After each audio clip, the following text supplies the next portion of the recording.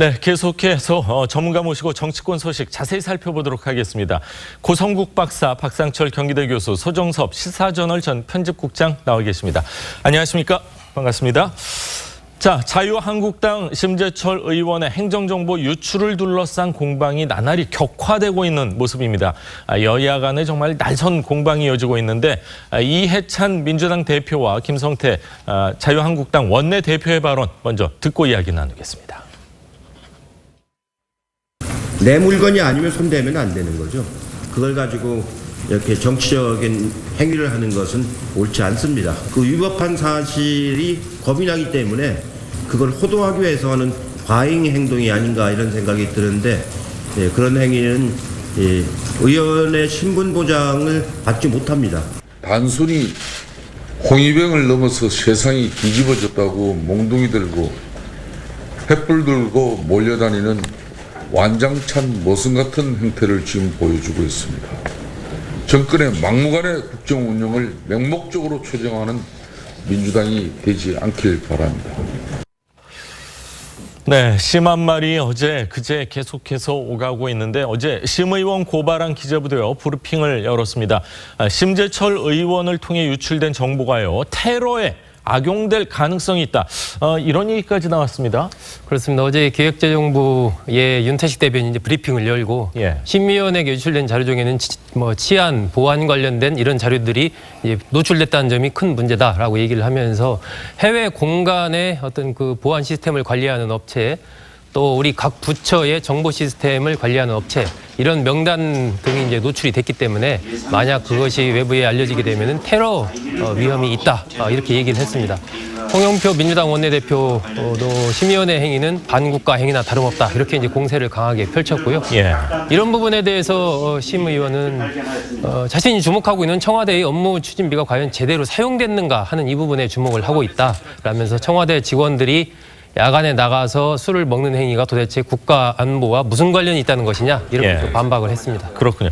자, 심 의원이 공개한 업무 추진비 내역이 국가 기밀이다 아니다 놓고 논란이 점점 확산이 되고 있는데 양측 주장 잘못하면은 이게 혹시 공안 사건 쪽으로 이렇게 비화되는 거 아니겠냐 이런 얘기도 나오고 있는데 이 부분에 대해서는 어떻게 생각하시는지요? 먼저 박 교수님. 네.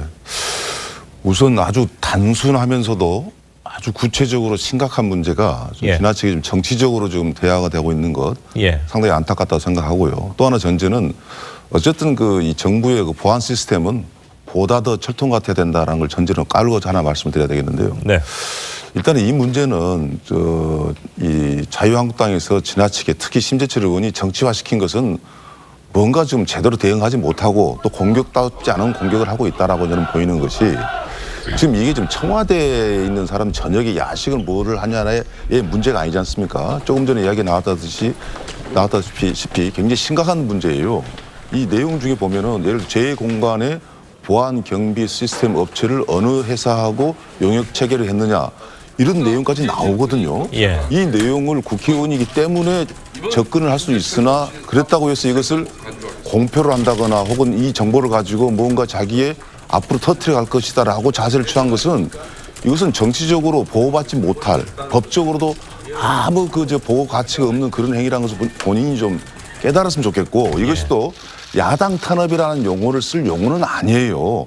그렇다고 해서 해결된 문제가 아니고 오직 하면 기재부라는 정부에서 야당을 탄압하기 위해서 이걸 동원했겠습니까? 그래서 이 문제는 처음 말씀드렸듯이 단순하면서도 굉장히 구체적으로 신중한 문제이기 때문에 정치 공방에서 벗어날 문제가 있고 제가 민주당한테 하나만 이야기하면 이럴수록 정부와 자유한국당으로 전 놔뒀으면 좋겠어요. 특히 심재철 의원하고 정부와의 관계, 기재의 관계로 놔둬야지 문제를 풀어가지. 또 옆에서 부의장 시절에 특활비를 어떻게 썼느냐, 도덕성에 공격을 해서 심재철 의원의 화력을 약화시키겠다.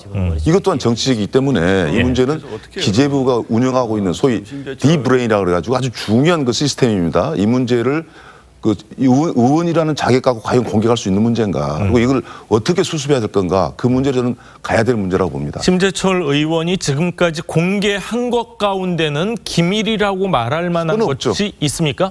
저는 아직은 없다고 봅니다. 아직까지는 없다. 고 박사님 어떻게 보시는지요? 박 교수도 얘기했습니다만 이렇게 국가 안위와 관련된 중대한 문건들이라고 하는데 어떻게 이렇게 허술하게 관리됐는가 하는 점은 뭐 이 사건이 어떻게 마무리되는가와 관계없이 별도로 정말 꼼꼼하게 짚어봐야 됩니다. 심재철 의원이 무슨 담을 넘어가서 뭘 훔쳐온 것도 아니고 뭐 해킹을 한 것도 아닌 것 같습니다. 지금 기재부가 그런 혐의를 두고 있는 거 아니잖아요. 그런데 어쨌든 이렇게 손쉽게 오늘 뭐 시연한다 그러는데 맞습니다.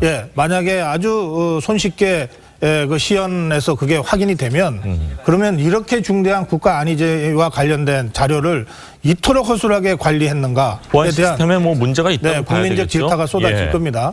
그건 그것대로 이건 무슨 무슨 대단히 잘한 일처럼 지금 이렇게 얘기하는 것 자체가 이게 황당하다 이런 말씀 드리고요. 그다음에 저는 심의원도 이게 뭐 48만 건인가 지금 이게 다운로드를 받았다 그러는데 이 중에 하나하나를 다 들여다보고서 다운로드 받지는 않았지 않겠어요? 이걸 어떻게 들여다보겠습니까? 그렇네요. 그렇게 대량으로 다운로드를 받다 보니까 정말 국가 안보나 안위와 직결되는 문건들이 그중에 있을 수 있겠죠. 저는 지금이라도 그거는 가려내서 그렇지 않은 것과 그런 것에 대한 판단이 좀 다를 수는 있습니다만 그러나 심의원 차원에서 이게 오선 의원 아닙니까?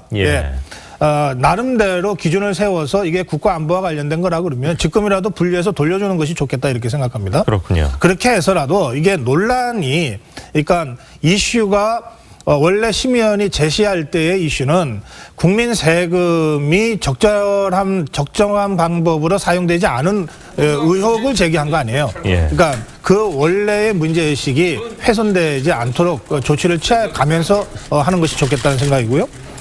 이해찬 대표의 얘기를 제가 잠깐 인용하면 이렇게 되어 있습니다. 내 물건이 아니면 손대면 안 된다. 그러니까 남의 물건에 손댔다는 거 아니에요? 심의원이. 그래서 의원직 신분 보장 못한다 뭐 이렇게까지 가 있지 않습니까? 남의 물건에 손대면 당연히 안 되죠. 그런데 국회의원이 정부의 국정 운영을 감시하는 역할이 있는데 그 정부의 국정 운영과 관련된 여러 가지 서류를 이 국감을 통해서 준비하는 과정에서 이게 취득이 된 거 아니겠어요? 그렇죠. 이거를 남의 물건 이런 식으로 이 규정 짓는 것이 과연 맞는 것인가에 대해서 좀 다시 한번 생각하기를 바라고요. 똑같은 호법으로 정작 남의 물건에 손 안 대야 되는 부분은 세금에 손 안 대야 되는 부분입니다. 이를테면 이게 그 법인카드를 사용을 했는데 이게 부적절하게 만약에 사용이 됐다면 지금 그렇게 의혹이 제기된 거 아닙니까? 그렇죠. 그러면 국민 세금에 손댄 거예요. 그러니까 이거는 단순히 남의 물건에 손댄 것하고 또 차원이 다릅니다. 세금과 관련돼서는 양형 자체가 굉장히 무겁습니다. 그렇죠. 그렇기 때문에 저는 다시 박 교수도 얘기했지만 이게 정쟁으로 끌고 가지 말고 애초에 심의원이 이 문제를 국감을 통해서 제기하려고 했는데 이제 이렇게 된 것 같아요. 그렇다면 그 문제의 본질로 다시 빨리 돌아가는 것이 좋겠다. 오늘 대정부 질의를 계기로 해서 불필요한 소모적 논란은 일단 논의 좀 하고 정리할 거 하고 불법성 문제는 지금 어차피 검찰에 고발돼 있는데 여기서 정치권이 자꾸 공방할 이유가 없지 않습니까? 그렇게 좀 간명하게 문제의 본질로 다시 들어가는 것이 필요하다. 그렇게 말씀드립니다. 자, 두 분 모두 본질로 좀 이렇게 전선이 너무 확대되는 것을 경계하고 계신데 전선이 좀 확대되는 그런 분위기입니다. 민주당 의원들도요, 연일 심재철 의원 향한 질타를 이어가고 있는데 박범계 의원은 심 의원이 과거에 국회 부의장 시절 받은 특활비 내역도 같은 기준으로 공개하라면서 역공을 펼치고 있습니다. 직접 이야기 들어보시죠. 심재철 의원님께서 받으신 급여라는 표현을 썼는데 그거 급여 아닙니다. 국회의원들에게 월급이라 안 하고 세배라고 합니다. 급여라는 평소 생각이 그렇지 않았느냐라는 그러한 그 얘기를 처음에 하신 분이 김성태 원내대표십니다. 6억 원 특수활동비라고 하면서 밥 한 끼 안 사더라. 네, 조금은 전선이 확대되면서 본질이 흐려질 수도 있겠다 하는 생각까지 들 정도인데, 자, 특활비 문제에 대해서 심재철 의원 입장이 정확히 있습니까? 심재철 의원은 이제 상반기에 국회 부의장을 하면서 받았다는 그 6억 원 특활비 부분에 대해서 6억 원이 아니고 거의 절반 수준이다. 이렇게 얘기를 하면서 명목이 무엇이든 간에 개인에게 지급한 것은 개인이 자기 마음대로 쓰는 것은 당연한 것이다. 그리고 나는 개인 급여를 갖고 활용하는 것이지만 청와대는 국민 세금을 낭비한 것이다. 이렇게 이제 얘기를 했었거든요. 그런 부분에 대해서 심의위원이 이제 개인 급여라고 특활비를 표현한 이 부분에 대해서 비판이 거세지니까 그 부분에 대해서는 좀 말실수를 한 것이다. 이렇게 얘기를 했고요. 자신 있었다는 그 특활비 부분에 대해서 나는 언제든 공개할 수 있다. 공개할 용의가 있다. 이렇게 얘기를 했습니다. 그러면서 이 공개 권한은 국회의장에게 있기 때문에 국회의장이 공개하라고 하면 하겠다. 이렇게 얘기를 했는데 국회의장실에서는 그 부분에 대해서 전체적으로 공개하라고 할 수는 없고 그 부분은 개인이 공개하고 싶으면 개인이 알아서 해라. 이렇게 각자의 판단에 맡길 수밖에 없다. 이렇게 얘기를 했습니다. 그렇군요. 말이 많다 보면 뭐 실수도 할 수 있는 거고 또 실수가 있다 보면 또 말꼬리를 잡을 수 있는 그런 상황이 아닌가 이런 생각까지 드는데 자 심재철 의원은요 어제 TV조선 뉴스에 출연해서요 특활비 문제에 대해서 직접 반박을 했습니다. 들어보시죠. 제 특활비 공개는 전혀 문제가 없었던 것이고요. 부의장으로서 받았던 특활비 뭐 6억 원이다라고 얘기를 하는데 절반에도 못 미치는 액수입니다. 정확하게 사용을 했고 매달 국회에다가 보고를 했습니다. 필요하시면 국회 사무처에다가 요청하면 될 겁니다. 자, 심재철 의원 아무런 문제가 없다 이렇게 얘기했는데 자 이런 가운데요 검찰이요 신규 택지 자료 유출로 논란을 일으켰던 민주당의 신창원 의원실 압수수색을 했는데 여야가 이 문제를 가지고도 또 충돌을 벌이고 있네요. 그러니까 심재철 의원 부분에 대해서 이제 기재부가 고발을 하고 나서 한 나흘 만에 압수수색이 이루어졌지 않습니까? 근데 신창현 의원은 사건이 배당된 지 19일 만에 이렇게 검찰이 압수수색이 이루어지고 이러다 보니까 자유한국당 쪽에서는 심재철 의원 수사에 대해서 이른바 신창현 의원을 압수수색한 것은 물타기를 하는 것 아니냐 이렇게 이제 비판을 하고 나섰습니다. 그런 부분에 대해서 민주당은 심재철 의원 사건과 신창현 의원 사건은 본질적으로 다르다. 그리고 신창현 의원이 공개한 자료는 국가 기밀이 아니고 어떤 법적인 문제가 없는데 왜 압수수색이 진행됐는지 의아스럽다. 이런 반응을 민주당은 내놓고 있습니다.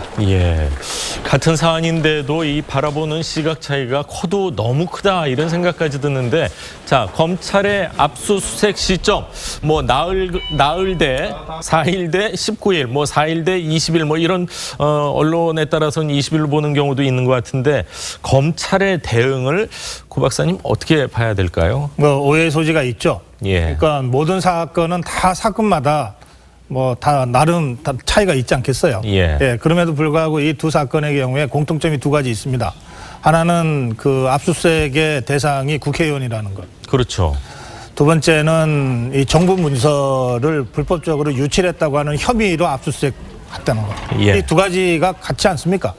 그래서 되게 같은 사건인데 왜 이렇게 다르냐 이렇게 문제가 되는 거고요. 제가 이렇게 사실은 질문하고 싶어요. 이 심재철 의원과 관련된 자료 취득 불법성 문제를 여권에서 제기하면서 이것에 대한 맞대응 차원에서 야권에서 신창현 의원 사례하고 너무 다르지 않냐. 이렇게 문제가 제기가 되지 않았다면 검찰이 원래 자기네 계획대로 압수수색을 했을까? 저는 안 그랬을 가능성이 더 높다고 생각합니다. 그러니까 더 늦춰졌을 수 있다. 아니면 아예 안 했거나. 아예 안 왜냐하면 신창현 의원 사건이 터지고 나서 지난 19일 동안 압수수색과 관련된 어떠한 무슨 보도도 없었고 물론 움직임도 없었거든요. 심재철 의원 사건이 터지면서 이게 신창현 의원 사건까지 다시 불거지니까 그러니까 검찰이 지금 압수수색을 한 꼴이 됐어요. 그러니까 제가 이렇게 단정 짓는 것이 아니고 이런 정황 자체가 검찰이 여당한테는 지나치게 약하고 야당한테는 지나치게 강한 모습으로 이중잣대를 갖고 법 집행을 하는 것 아니냐고 하는 야당 쪽의 문제 제기를 자초한 측면이 있다. 그 부분에 대해서 검찰은 사안마다 다르다. 뭐 이렇게 교과서적인 답변을 내놓을 수밖에 없지만 그렇다고 해서 국민적으로 또 야당 쪽에서 그런 의혹이 그럼 거둬지겠느냐? 그렇지는 않다. 이미 그런 자초한 측면이 있다. 저는 그렇게 말씀드립니다. 그렇군요. 고 박사님께서는 개인 의견으로 압수수색이 없을 수도 있고 더 늦춰질 수도 있는데 어느 정도 형평성을 맞추기 위해서 그랬을 가능성도 있다. 개인 의견을 말씀을 해주셨고요. 박 교수님. 그 고 박사님의 그 의견이 까딱 잘못하면 들리는 여하에 따라서 그럴 수도 있구나. 원래 압수수색을 안 할 수도 있는데 이것도 뭐 보는 눈도 있고 또 여야의 균형을 맞추기 위해서 일부러 했다라는 식으로도 전달이 될 수가 있거든요. 그런데 또 검찰이 계획을 하고 있었던 그 순서대로 갔을 또 가능성도 그렇죠. 있지 않습니까? 저는 그 말씀을 드리고 싶은 건데 예. 지금 이것은요 전혀 다른 영화로 치면 다른 영화 두 개를 본 거예요. 그 뒤가 다 비교를 한 겁니다. 예를 들어 신창현 의원의 어떤 부동산 정보 이것도 굉장히 시장에 미치는 영향이 더 세고 국민이 어떤 체감하는 건 더 예민할 수는 있어요. 예. 그렇기 때문에 중대한 문제일 수가 있지만 이 문제 같은 경우는 남부지검에 이제 자유한국당에서 고발을 한 겁니다. 그러면 이 사건에 대해서 접근 방식이 있고 수사 방식이 있단 말이죠. 즉 전혀 그런 상황하고 지금 그 심재철 의원에 대해서는 기재부에서 중앙지검에 고발을 하고 바로 그 다음날 검찰 수사에 들어왔단 말이죠. 예. 그래서 야당 사건이니까 야당 탄압에 의해서 들어갔다 그 문제가 아니고 이 문제는 눈에 보일 만큼 빠른 수사를 하게끔 기재부에서 정부에서 일종의 고발을 한 거란 말이죠. 예. 오히려 움직이지 않은 검찰한테 이상해버린 거고 고발을 한 기재부가 정치적으로 판단한 것밖에 안 돼요. 그래서 전혀 다른 사안이기 때문에 그런 오해는 없어야 된다고 이제 말씀을 드리고 싶고 제가 이제 심재철 의원 부분은 자세히 말씀드렸지만 지금 더불어민주당에서 부동산 문제라는 것은 국민들도 중요하지만은 문재인 정부가 정말 해야 될 국토부 문제만이 아니라 매우 중요한 그 사안이기 때문에 예. 같은 같은 소속단 의원이 우리 이런 말 하잖아요. 뭐 여당과 정부가 같이 뭐 범여권에서 추진하는 정책 중에 대표적인 것이 부동산 정책이거든요. 예. 그런데 의원이 그런 식으로 행위를 했던 것에 대해서는 정치적으로 일단은 뭐 이것은 불법이 아니다. 불법이 아닐 수도 있어요. 그럼에도 불구하고 이 문제에 대해서는 더불어민주당이 친중하지 못했다라는 식으로 접근한 것이 옳다고 저는 지적을 하고 예. 절대로 이것은 뭐 야당 여당 탄압 제가 지금 검찰을 두둔하려는 게 아니에요. 우리나라 검찰이 그런 식으로 움직이는 검찰은 벌써 저는 이미 졸업을 했다 보거든요. 예. 그런 오해는 없었으면 좋겠습니다. 그렇군요. 자, 오늘 오후에요. 심재철 의원과 김동연 기재부 장관 정면으로 충돌을 할 것 같습니다. 그렇습니다. 일단 뭐 자유한국당에서 원래는 최교일 의원이 오늘 경제 분야 대정부 질문을 이제 하는 날인데 최교일 의원을 바꿔서 이제 심재철 의원을 투입을 했거든요. 예. 그래서 두 가지를 심재철 의원이 오늘 얘기를 하겠다라고 공언을 했는데 첫 번째는 자신이 그 기획재정부의 예산결산 시스템에 접촉을 해서 그 예산결산 자료를 다운로드 받는 것을 시연을 국회 본회의에서 하겠다. 예. 이렇게 지금 얘기를 했습니다. 그러니까 그런 부분들이 이제 김동연 경제부총리가 지켜보는 가운데 과연 제대로 이루어질 것인가 하는 부분이 하나가 포인트고요. 두 번째는 자신이 확보한 자료 가운데 청와대의 업무 추진 및 사용 내역 등등과 관련된 또 다른 어떤 파괴력 있는 부분을 공개를 하겠다 이렇게 얘기를 했기 때문에 예. 그 부분이 또 어떤 내용이 될 것인가 이렇게 좀 주목을 받고 있는 현재 그런 상황입니다. 그렇군요. 다운로드 시연하는데 사실 어떤 나쁜 마음을 가지고 그걸 유심히 보고 아이디가 있는 사람이 똑같은 일을 또 저지르면 어떻게 하나 좀 걱정도 되고 뭐 맨 마지막 질의자로 나선다는데 사실 대정부 질문 초반에만 국회의원들이 많이 있지 마지막 되면 거의 없지 않습니까? 오늘 마지막은 아마 여야 의원 다 소집령이 내려지지 않을까. 아주 가장 많은 관심을 받는 대정부 질문 마지막 주자가 되지 않을까 그런 생각이 듭니다. 자, 다음 이야기를 좀 하겠습니다. 이 문제도 큰 문제죠. 여야 유은혜 교육부 장관 후보자 문제를 놓고 역시 강대강 대치를 이어가고 있습니다. 유 후보자 문제에 있어서 자유한국당과 함께 바른미래당도요 강하게 반발하고 있는데 입장을 한번 들어보시죠. 문재인 대통령은 이미 5차례나 인사 독주를 달렸고 오만과 불통의 전 정권 말과 일찍부터 데칼코마니 마냥 닮아가고 있습니다. 부디 지난 과오를 되새기며 안 하니만 못한 1년짜리 장관 임명의 실을 걷어 꼬일 대로 꼬인 협치 실타래는 풀어가는 덕을 취하기 바랍니다. 자, 문 대통령이 인사청문 보고서 재송부를 요청했지만 끝내 국회 문턱을 넘지 못했습니다. 채택이 불발됐는데 청와대 뭐 오늘 중으로 아무리 늦어도 내일 중으로는 임명 강행할 것 같죠? 그럴 가능성이 높아 보입니다. 청와대가 원래 10월 1일까지 국회 인사청문 보고서 를 채택해서 좀 송부해달라 이렇게 요청을 했는데 불발이 됐지 않습니까? 예. 그리고 내일 모레 4일날 이제 국회에서 대정부 질문 사회 분야가 이루어지기 때문에 사회 분야 질문 이루어지면 이제 교육부총리가 출석을 해야 되거든요. 그렇기 때문에 시간 순으로 본다면 내일이 개천절이고 오늘 임명이 이루어질 가능성이 좀 높지 않느냐 이런 관측이 나오고 있습니다. 자유한국당 등 야당에서는 이 야당이 반대한 이은혜 교육부 장관 후보자에 대한 어떤 임명이 이루어질 경우에 대정부 질문도 보이콧할 수 있다. 지금 이런 얘기를 하고 있습니다. 예, 심재철 의원 오늘 대정부 질문 마지막 주자로 나섰는데 그 문제와 더불어서 이은혜 교육부 장관 후보자 청문 보고서 채택이 불발됐는데도 불구하고 대통령이 임명을 강행하면은 전국이 지금 얼어붙어 있는데 아주 꽁꽁 얼 것 같습니다. 어떻게 풀어야 될까요? 뭐 다들 뭐 대통령이 임명 강행할 거라고 예상들 하는 모양입니다. 예. 그런데 국회 청문보고서 채택이 불발됐다는 것은요. 법적 규정력은 없지만 국회에서 인준 못 받은 거랑 똑같은 거 아닙니까? 현역 의원 최초라고 하던데요. 자, 예. 그럼 그런 상태에서 대통령이 임명을 강행한다면 그러면 국민 여론이라도 이은혜 장관 임명에 대해서 호의적이어야 되지 않겠습니까? 예. 근데 지금 청와대 청원 게시판에 이은혜 장관 추천 취소하라고 하는 청원이 임명해달라고 하는 청원보다 압도적으로 많은 것으로 지금 보도되고 있지 않습니까? 예. 예. 그렇다면 국회에서도 부정적인 의견이 다수고 국민 여론, 청와대 청원 게시판에 나타난 국민 여론도 압도적 다수가 이은혜 장관 부적격을 가르치고 있는데 왜 문 대통령이 이은혜 장관 임명 강행을 해서 그 과정에서 생기는 모든 정치적 부담을 대통령이 직접 안아야 되는가? 이은혜 장관 임명의 불가피성이 도대체 어디에 있는가? 저는 뭐 대통령은 권한이니까 뭐 강행할 수 있다고 생각합니다. 설명은 해야 됩니다. 예. 국회에서 다수가 부정적이었고 국민 여론도 부정적이었는데도 불구하고 대통령으로서 이은혜 장관을 임명하지 않을 수 없는 이유가 이렇다. 뭐 좀 납득할 수 있는 설명 정도는 해야 임명 강행에 대한 최소한의 정책 부담은 덜 수 있지 않나. 저 그렇게 생각합니다. 예. 네. 정말 분명히 설명을 저는 해야 된다고 보고요. 예. 설명거리도 저는 있다고 봅니다. 특히 이제 그 청와대의 어떤 청원란에를 보면은 처음부터 뜨겁게 달아올랐거든요. 저는 이은혜 장관 후보가 그렇게 정치적으로 많은 사람이 관심을 갖는 사람이라고는 저는 생각지 않았어요. 물론 존재감이 없다는 뜻이 아니라. 예. 그런데 결국 교육부라는 곳이 정책에 따라서 굉장히 충돌하는 지점이 많다는 것을 이제 이번 새삼 느꼈거든요. 예. 그런 의미에서 시끄러운 것이지 이은혜 의원이 갖고 있는 문제점이 논쟁의 대상은 저는 아니었다고 솔직하게 좀 지적하고 싶고요. 또 하나는 이런 게 있습니다. 국회에서 그 청문회 보고서를 채택하지 않았다? 오히려 저는 지금까지 채택했던 게 저는 문제라고 보거든요.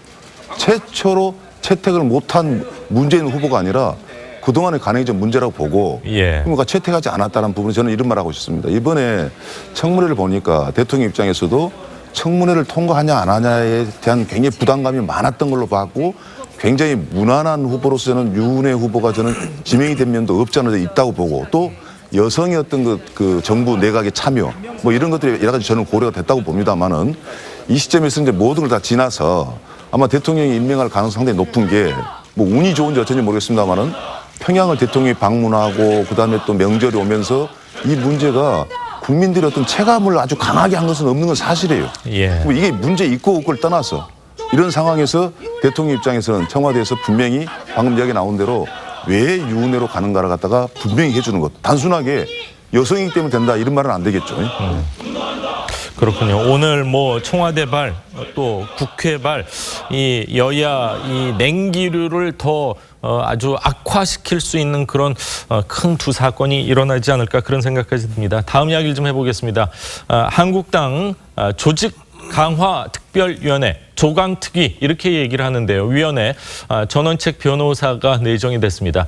칼자루를 잡은 전 변호사 대대적인 물갈이를 예고하고 있는데 전원책 변호사의 목소리 직접 들어보시죠. 이게 성공할 가능성 자체가 거의 없는 일인데 정말 가능성이 희박한 거예요. 정말 힘들고 욕 듣는 자리예요. 반드시 욕 듣게 되어 있는 자리예요. 어떻든 해야죠. 개파 갈등에 대해서는 어떻게 좀... 우리는 정파는 없고 개파가 있어요. 자신들이 개파를 만들어서 뭔가 도움이 된다 싶으니까 개파를 만드는 거죠. 이미지 정치나 하려고 들고 개파 만들어서 정치하려 하는 사람들, 이런 사람들은 좀 배제돼야 된다는 생각을 해요. 네, 상당히 고심은 했지만 결국 조강특위 여러 가지 조건을 내걸었는데 그거에 대해서 어느 정도 확답을 듣고 지금 100%라고 표현을 해도 될까요? 현재 나온 바로는 그렇게 봐도 될 것 같습니다. 예. 어제 기준으로 해서 자유한국당 231명 당협위원장이 전원 사퇴를 했거든요. 전원책 변호사가 조강특위 위원장이겠죠. 을 수락하기 앞서 조건을 좀 내건 걸로 알려지고 있는데 첫 번째는 조강특위 외부 위원 3명에 대한 선임권을 나한테 달라라는 부분이 하나가 있고 두 번째는 김용태 사무총장 등 당내 인사 3명이 이제 당연직으로 조강특위위원회에 들어오게 돼 있는데 그 3명을 배제시켜달라 이렇게 얘기를 한 부분에 대해서 김병준 위원장이 둘 다 좋다 그렇게 하겠다라고 받아들이면서 이 조강특위가 기존에 과거에 볼 수 없었던 상당한 권한과 자율성을 갖는 그런 부분을 보장하겠다라고 김병준 위원장이 또 확약을 했습니다. 예. 이러한 전례 없는 그런 권한을 받게 되면서 전 변호사가 수락을 한 것으로 현재 알려지고 있고 전 변호사는 온실 속 화초, 영혼 없는 모범생, 열정 없는 책상 물림들을 송두리째 바꾸겠다. 이렇게 이제 자신의 어떤 생각을 밝혀서 앞으로 이 자유한국당 당협 위원장들에 대한 어떤 대대적인 물갈이가 이제 본격화되는 것 아니냐 이런 관측이 지금 나오고 있습니다. 그렇군요. 사무총장 포함해서 당내 인사 3명을 배제하고 조강특위 위원이지만 사실상 위원장 같은 그런 역할을 해야 되는 그런 상황인데 자 짧게 좀 답변을 부탁드리겠습니다. 왜 전원책 변호사를 택했고 또 전원책 변호사가 할 수 있는 것이 뭐라고 생각하십니까? 저는 이분을 꽤나 잘 알고 많은 토론도 해봤지만 본인이 참으로 맡고 싶은 좋은 자리가 생겼다고 생각을 해요. 예. 경우에 따라 자유한국당의 쌍두마차 중에 하나가 될 수가 있고 적절한 비유가 될지 모르겠지만 법무부 장관과 검찰총장 누가 더 우위인지를 알 수 없는 그런 자리지 않습니까? 같은 장소에 있어도. 마찬가지 같아요. 그래서 저는 어떤 이야기를 하고 싶냐면 팁일까 충언일까 충고일지 모르겠습니다. 3가지를 말씀드리고 싶습니다. 짧게요. 하나는 본인이 정치하려는 모습을 좀 없앴으면 좋겠다라는 거. 본인 예. 성향이 그런 게 없잖아 있는 것이고 원래 평론가들이 그런 자질이 있지 않습니까? 두 번째는 굉장히 중요한 말인데 어떤 방식과 방법은 누구든지 이야기를 할 수가 있어요. 실제 내용이 인적 쇄신이 제대로 됐느냐는 쉽지가 않은 문제입니다. 정말 당을 잘 알아야 되고 사람을 많이 알아야 되고 혹여라도 어떤 오만심에 빠져서 뭘 끌고 가겠다는 게 아니라 정말 제대로 사람을 골라야 된다. 내용 하나 잘못되면요 금방 흔들려 버려요. 그래서 좀 걱정이 되긴 되고 끝으로 좀 통합 그 보수 야당을 만들어 보겠다라는 그 야심찬 계획을 이야기했지 않습니까? 저는 그래서는 안 된다고 봅니다. 결과적으로 그렇게 하면 좋아요. 내용에 있어서 이 전원책 변호사는 오로지 인적 쇄신에 충실함으로 해서 한국당으로 자연스럽게 통합 보수 정당이 나온다. 전당대회도 나올 것이다. 그런 모습. 그래서 집중적으로 자유한국당을 보수의 핵심이 되도록 인적 교체에만 전념을 다하는 즉 정치적인 상상과 그런 것을 빼버리는 그런 노력을 했으면 저는 성공하겠고 그게 또 전원책 변호사한테도 행복감을 준다고 생각합니다. 그렇군요. 언론의 집중도 면에서는 성공을 한 거 아닌가 하는 생각도 듭니다. 고 박사님. 지금 한국당에 차도살인이 난무하는 것 같습니다. 예. 남의 칼로 적을 벤다 이런 고사성어입니다. 예. 네. 지금 당권을 잡고 있는 쪽은 이른바 복당파들입니다. 김무성, 김성태 이런 사람들. 그렇죠. 이 사람들이 친박도 치고 싶고 친홍도 치고 싶어 합니다. 그런데 자기들이 직접 나서서 칠 수 있는 명분이 없어요. 저는 이 복당파가 이 친박, 친홍 또 이 당에 남아서 끝까지 당을 지켰던 이 적통파들을 치기 위해서 김병준이라는 칼을 차용했다고 생각해요. 근데 김병준 비대위원장인들 자기 손에 피만 묻히고 돌아가고 싶겠습니까? 예. 그러니까 김병준 비대위원장이 또 다른 칼을 차용한 것이 전원책이다. 이렇게 생각합니다. 저는 그렇게 해석합니다. 예. 그래서 전원책 변호사가 얼마나 잘할 것이냐라고 하는 것은 이 당내 이러한 역학구도 속에서 보면 별로 의미 없는 논평이다. 이렇게 생각하고요. 다만 전원책 변호사도 나름의 꿈도 있고 있지 않겠습니까? 그러다 보니까 오버가 시작된 것 같습니다.